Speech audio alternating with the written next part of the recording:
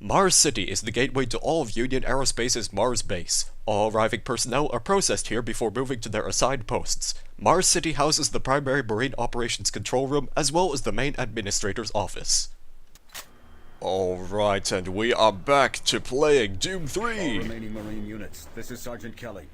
I am unable to reach Mars City from my current position. Move to Marine HQ to regroup and await further orders.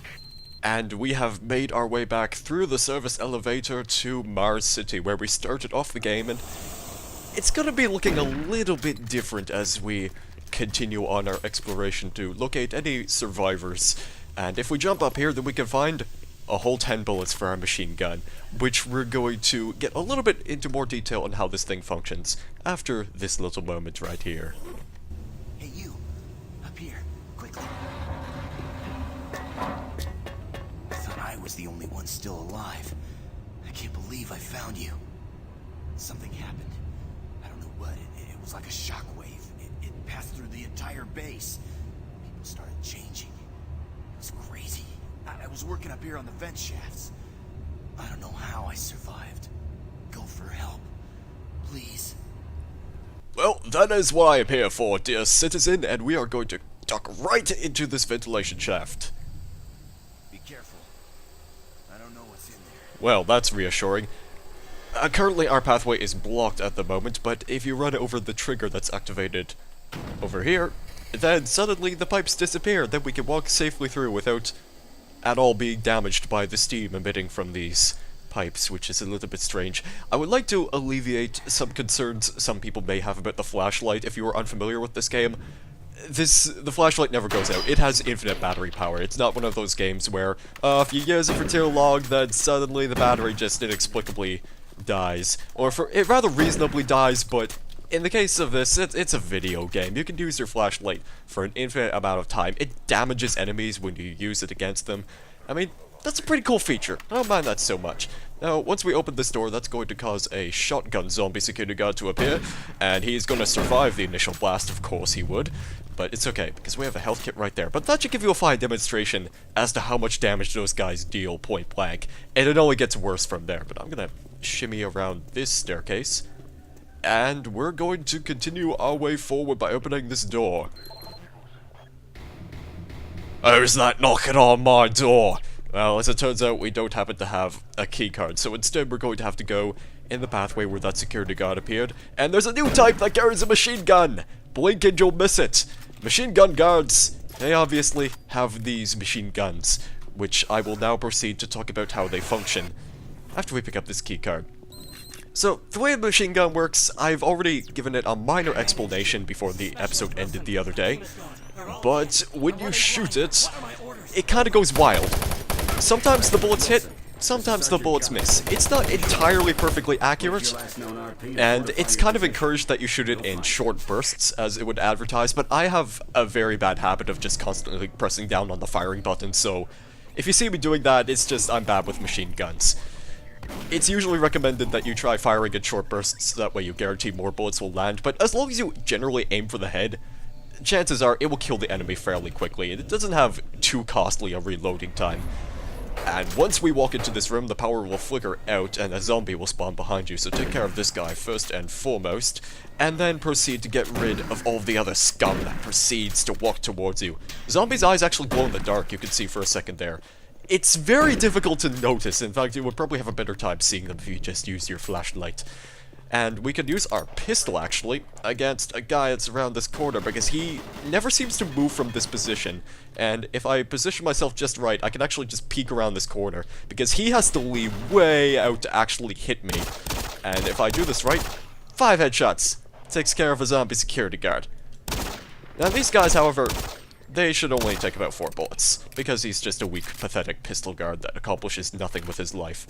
And with that, we are going to move forward and encounter a new type of zombie. It is a zombie that is on fire! Which you can kill in one shot with the shotgun, just like most enemies in this game. So he's really not much of a threat. Hey, where are you going? We have unfinished business. You as well. Love the machine gun. It's a pretty good weapon. Actually, it's a weapon that I sort of underutilize from time to time, but all in all, it's very solid and reliable. you can be pretty much used at any distance apart from super long range. And that's really probably the only instance where I would try firing in spurts. And this over here is a fat zombie. Guess what? He takes 3 flashlight punches to the chest before he collapses from the weight of his suffering. And let's just end his misery right there. And I'm gonna let myself take a hit from the imp that pops out of the ceiling right here for an actually valid reason. The reason I'm letting this happen to me is because I need to pick up a couple of armor shards, which cause an enemy to spawn. The first armor shard is actually a-okay. The second one causes that closet to open up and an imp pops out. So do be careful with that one. I don't particularly like that gentleman right there. And now we're at the infirmary. This is where we saw that guy being restrained at the start of the game. But you want to pick up this PDA and pay attention to this storage cabinet, 017. This PDA is of a Dr. Mark Cassian, and he has an audio log on a patient attack, and he gives you this code, 347, and that opens the cabinet. So you can get a bunch of medical supplies. And we're going to be encountering another new type of zombie, and this is the only place in the game where he actually appears. It is a morgue zombie, and he's causing the frame rate to dip. Actually, I don't know what's going on with this area. It's just the frame rate kind of drops because there's too many lights, there's too many windows. But if you run backwards, that actually spawns 2 more zombie security guards. So it's kind of encouraged that, yeah, not run backwards as soon as you see that zombie, because you could just kill him in one shot. There's another fire zombie. This time you can actually see what he does. He sort of flails his arms around wildly. That's probably a gesture of saying hello in some zombie language that I'm just obviously not aware of. But if we duck under that jet stream, we can find another PDA by Bill Tyson. I'd recommend you pick this one up because it allows us to access an area with a whole bunch of ammunition, which is quite useful. And unfortunately, that guard's not doing so great now because he got choked to death by one of the weakest enemies in the game. Actually, you know, zombies, their punches deal respectable amounts of damage in this difficulty, but you should not allow yourself to get hit by them in the first place. But we've reached HQ. I don't see any living Marines, so something's gone haywire here. Connection established. Marine, I can't believe you're still alive. I'm unable to return to Mars City. All passages out of the Delta complex have been blocked. I'm setting up a command post here. I can monitor status reports of the entire base from Delta Central Authority and communicate with other Marine teams. It's your mission to link up with Bravo Team and get that transmission sent. Head toward Alpha Labs. It's the fastest way to find them. I'll update your PDA security clearance from here. Good job, and good luck, Marine. Alright, so we've already been promoted and we have permission to enter new areas of the base, which is excellent. Now I want you to pay attention to the combat preparation room because there's a particular enemy, you could probably just hear him breathing a moment ago, that only spawns if you trigger that cutscene first and let it finish playing. Otherwise, then this security guard just doesn't appear, and he shot me. They didn't mean for that to happen, but sometimes I forget that the shotgun is not so great at any other distance. So, some security codes can be used to open up doors such as this one. And if you look at Bill Tyson's PDA, then he has an email about the security code change, and the code is 584. According to my little sticky note that I have right in front of me, because I am taking notes for all of these videos individually. It's just, the way Doom 3's levels are split up are very convenient because I could just take a couple sheets of notes on them real quick, and then, yeah, get through the level just fine, explaining most things that I want to explain. It's a good system. I kind of like the way the game's structured. But I should probably not let myself get shot by these guys, because they're acting awfully rude to me. I almost forgot that I actually passed by this adrenaline power-up right here. You can get a better, closer look at what it looks like, but it's got a bit of a tube in it with some strange red liquid. That's probably the adrenaline itself. Let me just drink this adrenaline real quick. But now that we have our security clearance, this door will open, and we can move forward, where we can shoot that guard using our machine gun real quick. And this zombie over here is just gonna kind of say hello, and then we're going to move on with the rest of the level. We were over there inside that building earlier, so you could see how this entire area just sort of wraps around. So there are a couple of zombie security guards over in the kitchen. They were probably just having a good old-fashioned pizza party of zombies. As soon as you kill those 2 guards, then that guy appears in the bathroom. And I think those are all the guards that spawn in, unless you run over here, where we have a second daring encounter with Mr. Flashlight Zombie Man, the commander, elite strategist of Hell's Legion 2016. He's awfully spooky. Marine, if you run across any operational sentry bots, use them. Those guys pack a lot of firepower. Unfortunately, the arcade machine is broken, but if you walk over to the arcade machine, that's one of the stranger enemy spawns. It spawns those two guards. I think you can also trigger it by just sort of standing in this general area, but that one's easily missable if you just don't particularly care for achieving a new high score while Hell is invading, you know, the base. It's just, you have to have your priorities set a little bit straight, and that's, I don't know. I'm not one of those people. The UAC is here to help you.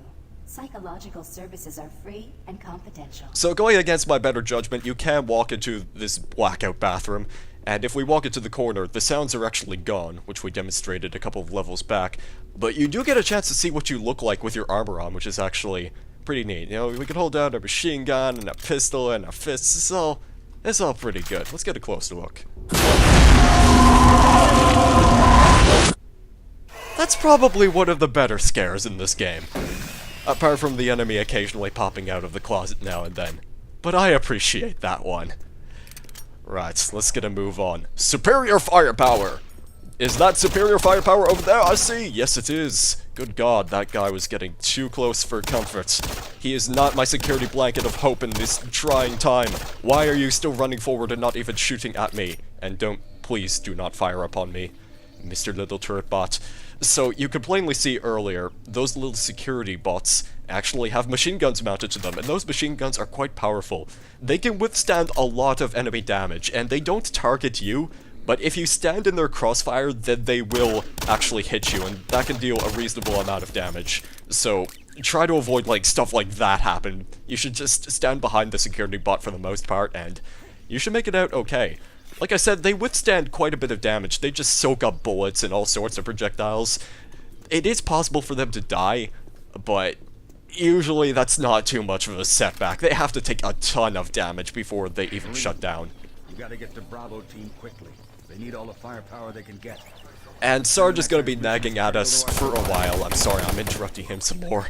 But the whole story behind this is that Bravo team is a squadron, like one of the only squadrons left alive at this point, that has a little security code keycard thingy that allows them to send a distress signal to the UAC's fleet back on Earth, and we have to ensure that they make it there safely.